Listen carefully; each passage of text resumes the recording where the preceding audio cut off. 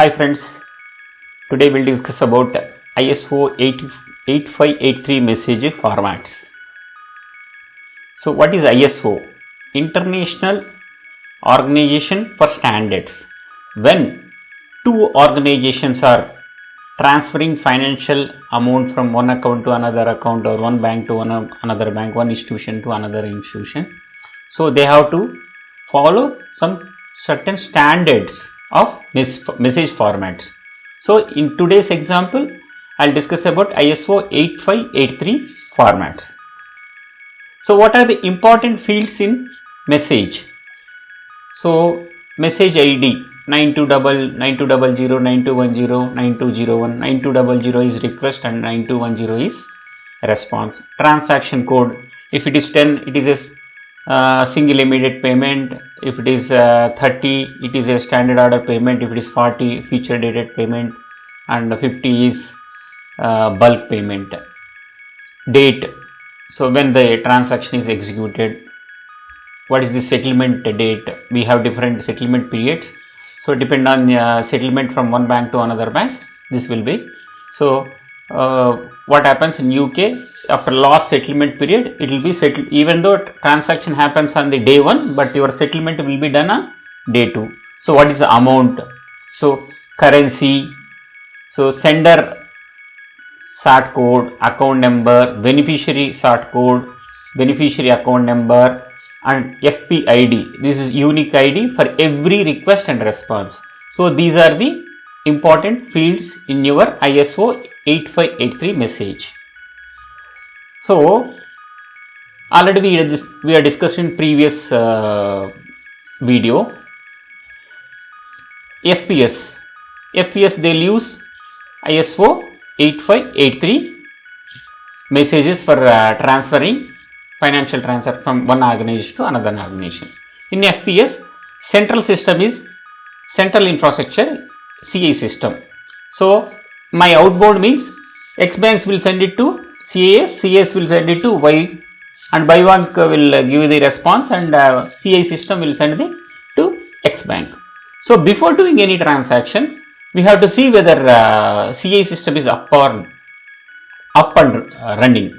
Then we have to send a 9804 message, then your response will be 9814. If you get response, positive response, then you think about CA system is up and you can start doing a transaction. So outbound payment synchronous. Synchronous means transaction will be doing in a synchronous mode. There won't be any stop, or there won't be any queue, or there won't be any delay, or after 5 days or after 2 days.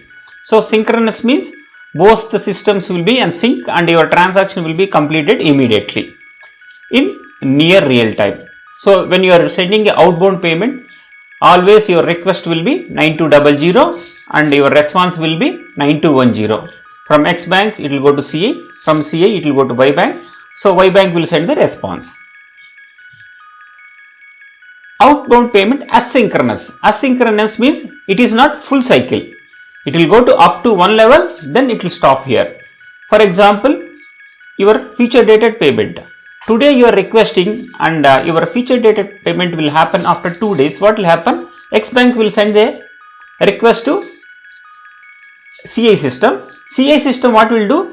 It will keep the transaction with CA system up to execution day. So it will be in queue. On execution day, this transaction will be successful. Then you will get a response to X bank. So same way inbound synchronous. So when you receive a request from message from Y bank, it is a synchronous system. Immediately you will send 9210 response, whether it may be accepted or rejected, whatever it may be. You have to send it in a synchronous. There should not be any halt. Asynchronous, same thing. Other bank will send it to CA system. CA system will keep it in queue. On execution day, it will be sent to X bank. These are the inbound asynchronous payment. So what will happen? Inbound payment reversal. So payment reversal means initially you should have a success transaction, then you can go for a reversal. In my example, there was inbound from Y Bank. So initially it was a request for 9200 from Y Bank, and we sent it a 9210 as a response from X Bank. Then afterwards I received a reversal message. So reversal message will be 929420 and response will be 9430. All these formats are important when you are testing and when you are executing. So depend on scenario whether the same message is executed or it has gone to other bank, you have to verify these message formats. What is repeat message? Repeat message means, already we discussed, outbound means X bank will send 9200 to CI, CI will send it to Y bank, and you will get a 9210 from Y bank if it is normal outbound payment. But outbound payment has gone to CI system and Y bank, but other bank has, we have a stipulated time. During that time, if you didn't get any response, will treat, means other system is down or some technical issue, then what we'll do, we'll repeat the same message, will not change anything.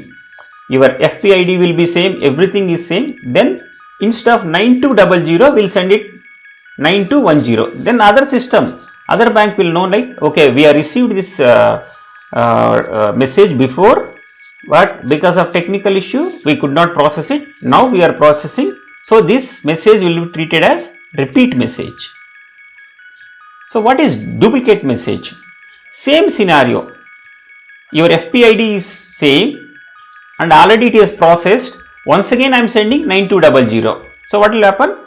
In other bank, if it is 9201, automatically it will treat as a repeat message and it will process. If you are sending once again 9200 with the same FPID, other system will send rejected message saying it is a duplicate message. So during this transaction, during a financial transaction from one bank to another bank, one institution to another institution, we'll have a lot of rejections, reversal, returns, partial returns, full return. So during this period, CI will send a administrative message to bank, like certain transaction is rejected by other bank. So these messages will be ISO 9624. This is only for internal purpose. This is not processing any, these messages not useful for financial transaction. This is only administrative messages for the bank review and verification only. Thank you friends.